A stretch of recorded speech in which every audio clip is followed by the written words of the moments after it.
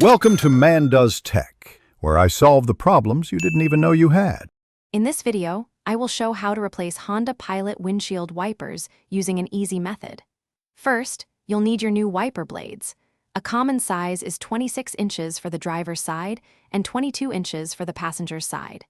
Make sure your vehicle's power is off. Then, carefully move both wiper arms into their upright service position to prevent them from hitting the hood. This simple preparation ensures a smooth replacement process. Now, let's remove the old blades. Gently lift one wiper arm away from the windshield until it stands upright. Look closely at where the wiper blade connects to the arm. You'll find a small tab or clip. Press this tab firmly to release the locking mechanism. Once released, slide the entire old wiper blade down and off the J-hook on the wiper arm.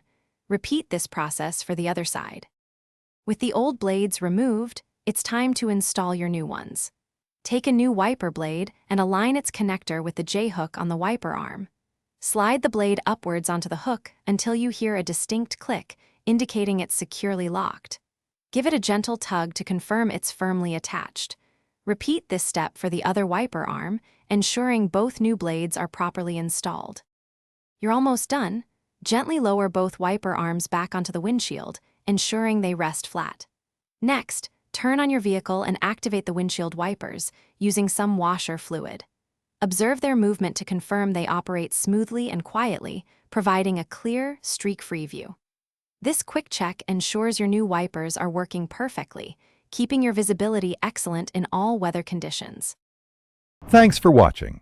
If you found this helpful, don't forget to like and subscribe.